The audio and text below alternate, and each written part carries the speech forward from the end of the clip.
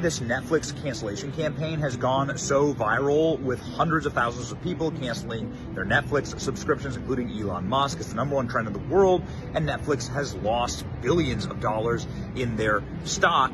You can see right here. I mean, we can pretend like this is something new, but this has been happening. This is why people think that Hollywood is out of their minds. The counter to this would be shows that are that blatantly, and this sounds crazy, right? Because this they would call hate. A show about a young boy and girl who wants to build a family and only believes in 2 genders. They would call that hate. Just in, Elon Musk says he canceled his Netflix subscription for pushing transgender ideology on children. A Netflix boycott is now going viral on social media after Elon Musk himself is now behind this, and a lot of people are following suit, posting screenshots of people canceling their memberships, and it all revolves around one person called Hamish Steele. This is a person who wrote a nasty message about Charlie Kirk that you can read here after he passed away. All right, let's read it. It says, "Why the F are you even commenting on this? D-head. You sympathize for any families being slaughtered by your weapons, but a random Nazi gets shot and it's a public statement. You're such an effing evil shit." And so this is the creator of this show. Obviously, you can already guess his political leanings. But Hamish Steele is also the creator of a show called Dead End Paranormal Park. This is a cartoon for 7+-year-olds, and it's about a trans kid who runs away from his homophobic grandma and finds a new support system while he gets a job at a haunted house, which is actually a portal to hell. Like, that's a real thing. It's a portal to hell. They discover that in the show. And also Barney, this is the transgender kid, has a pet dog who gains the ability to speak after being possessed by a demon. What? This is crazy. This is a show on Netflix for 7-year-olds. What happened to Scooby-Doo? What happened to SpongeBob SquarePants? The days where you can just watch stuff and kids don't really have to worry about learning some weird hidden agenda that they're slipping into these shows. Right. And whenever you look behind whoever's creating these shows or the companies behind them, it all makes sense. So parents, just be careful when your kids are watching TV, because you just never know nowadays. Yeah, you do know. I mean, we can pretend like this is something new, but this has been happening. What age do you think most trans kids determine that they're trans? Violet told us when she was 1.5. She's been telling us since she could speak. So she knew since birth. What motivated you to come out here today? We're supporting our child, Violet, and her access to the medical care that she needs. Yikes. We're here for her rights and her ability to be who she is. Look at this guy. She's not going to let anybody silence her, and we're not going to stand in her way. Are you concerned about how this case would affect Arizona, or do you think that would have an impact there? Yes, 100% we're concerned, and we've discussed having to move, which we don't want to do, but... A 1.5-year-old isn't saying anything about This is why people think that Hollywood is out of their minds. This is why people don't trust TV shows anymore. I bet you for most parents today, at least I'll speak for myself, I'm careful about putting on something new on the television for my son. My wife and I try to make sure he doesn't watch much television at all. But, sometimes we'll have something playing, but we're careful. We're careful. This isn't a surprise.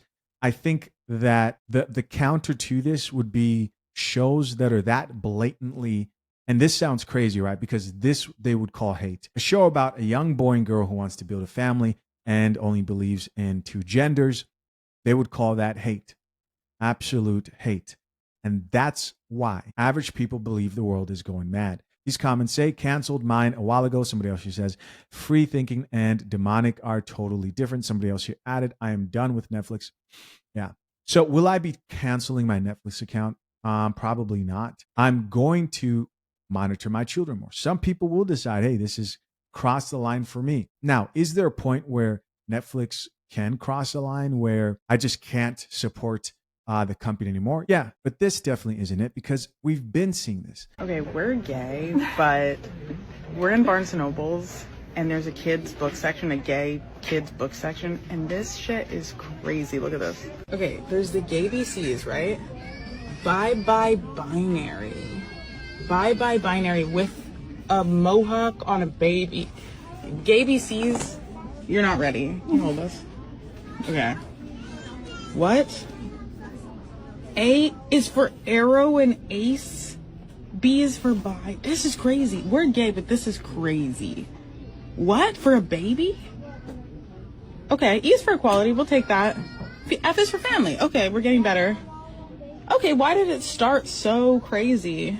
Just for hope. It got better. I is for intersex. It's pushing it. For a baby, this is pushing it. J is for joy. J is for joy. We'll take Tio and Tio. That looks nice. How many shows out here have had this same agenda being pushed? My opinion, are we allowed to have opinions? My opinion is there needs to be counter content on platforms like Netflix. That's what people need to do. They need to invest in counter content that is just as bold and blatant in common sense. Engaged or soon to be married men, getting a prenup doesn't have to be confusing.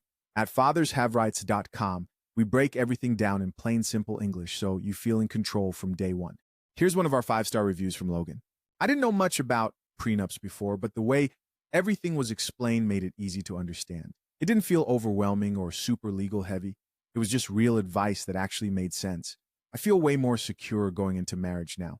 Grab the guide for the price of a couple of dinner dates by clicking the pinned link in the comments and join the hundreds of future husbands securing their marriages the right way. This Netflix cancellation campaign has gone so viral, with hundreds of thousands of people canceling their Netflix subscriptions, including Elon Musk. It's the #1 trend in the world, and Netflix has lost billions of dollars in their stock. You can see right here an absolute collapse today. The reason why this is actually happening isn't your standard red versus blue political issue. It's a lot deeper than that. It's a moral issue.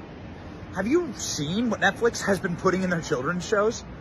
This isn't like we're trying to push one way or the other. We want Democrats to win. You know, we want like everyone like socialism. Like, it's not like that, okay? Open borders even. It's so much worse. They're sexualizing children.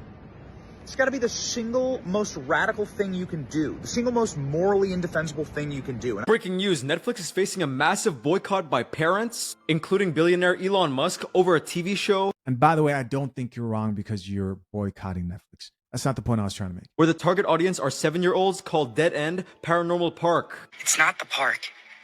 It's me. I'm trans, Norma.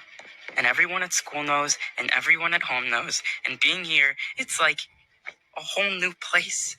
I can just be Barney, and I can choose if and when I tell people. I've never been happier, and that's saying something when I spent today chased by terrifying zombie mascots. Pugsley reminded me how important it is to live your life without apology. So I think I gotta give living here a shot. So you won't be able to actually see the show because I'm going to just put a freeze frame there of it because we don't want to get any copyright. Don't you? But you can hear the audio. You don't need my permission. I just wouldn't want Courtney as a roommate. We'll be the best of friends. And that is why, my friends, we need to support alternatives to the Hollywood woke crap, like Angel Studios that rejects all of that stuff, which just came out with their new movie called The Senior. Be sure to join my Discord to talk about it. Hey, I think that's also a better alternative to supporting other platforms. Top comment here says Angel Studios, and somebody responded back to that and says Christian Studio makes Christian films, but half of the stuff they make is not bad. Another person here added, I just canceled today. Actually, somebody else who says, I canceled Netflix years ago.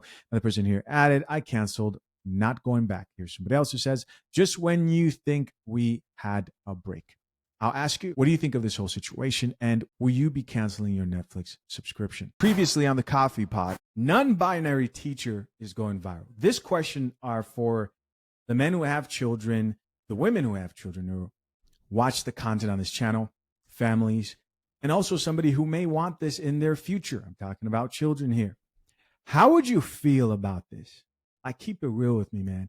How would you feel about this right here? Your kid comes home and they're like, hey, check out my teacher's TikTok.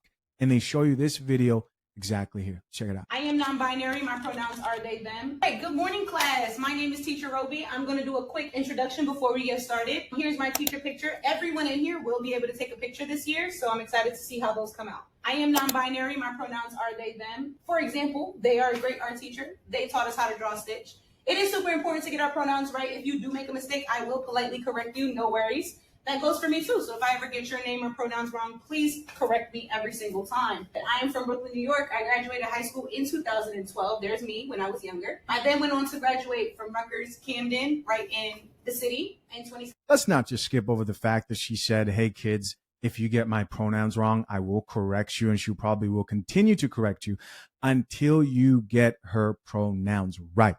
Now, for people who maybe would mess up, for people who may disagree with this, I remember a time when they were deleting people's accounts on TikTok. No, not TikTok. It was Twitter. They were deleting people's accounts on Twitter for like misgendering people.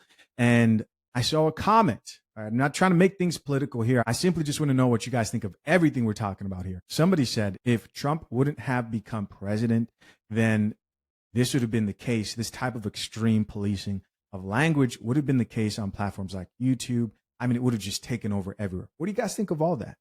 All right, let's keep listening. I also went on to get my graduate degree from Relay Graduate School of Education. I graduated in 2021. I love to travel. I love my family. So this is my family. Raise your hand if you have family or if you feel like you have people in your life who care about you or you care about, and those are the people you consider family. So I hope everybody has somebody in their life that loves and cares about them.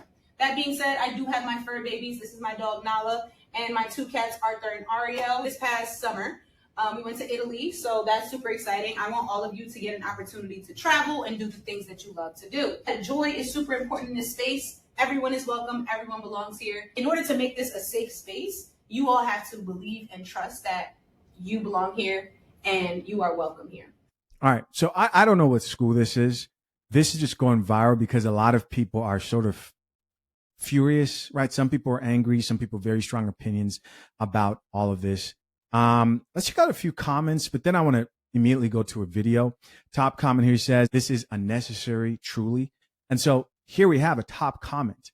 And this person's like, hey, what's going on here? Why aren't you teaching? Why are you talking about pronouns to these poor kids? And somebody else added on to the conversation says, it is necessary so both parties feel comfortable when talking to each other. Right. I'm pulling my kids out of this school. If I wasn't able to put my kids in some type of like a private school or something like that, I think homeschool is really difficult. I know people feel very strongly about homeschool and it's becoming more popular. But, you know, I think social interaction is also important. I'll be curious to know how people learn to implement that part in like raising kids. But I'm pulling my kids out. If they showed me this video, they're getting pulled out of school. That's me. Now, there are people out there. There are institutions that don't want you to have that opinion. They don't want you to be able to say anything at all when it comes to this particular topic. But I think this is part of the reason why so many people look at like extreme liberals and they may relate to them in certain areas of life, agree with certain values. But then when it comes to stuff like this, when you're talking about kids and you're talking about correcting kids over and over again who mispronounce someone's pronouns, that's when parents start protesting and they start thinking that, okay, this is a crazy place and not an actual school. Another commenter who says, I'm a non-binary teacher and the students happily correct the adults in my building for messing up my pronouns.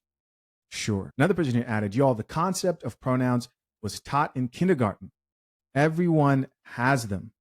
Yes.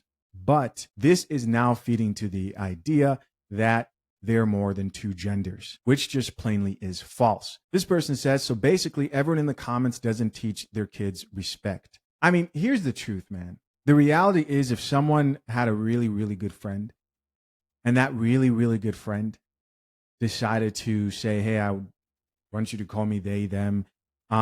First of all, they would be concerned. But on top of that, they would probably, and I'm talking about the average person here. On top of that, they would probably call him that if it meant that that would maintain a relationship with them. I don't like to take the extreme approach. A lot of very, very extreme people are like, no, cut him off. I would never talk to somebody who believes in pronouns and all this other stuff. I think that most people are actually more understanding than that. I think what people now begin to see as extreme is your kid getting corrected over and over again at their school. Let's listen to what this lady had to say. The caption on this video is "Keep children out of foolishness." Check it out. If my child came home and said that their teacher introduced herself as non-binary and her pronouns are they and them, and she's going to correct them every time they get it wrong, and they should correct anybody that gets their pronouns wrong, talking about the students, which is crazy because why is the student's pronoun anything other than he or she? Right. I'll be extremely upset because, for one, why are you introducing that to my child? Children wants to know more. They're going to want to know more about non-binary. And 10 times out of 10, you're going to explain it to them because you want to be accepted. In my household, I don't know about anybody else's household, but it's he or she, no matter what you look like or what you dress like.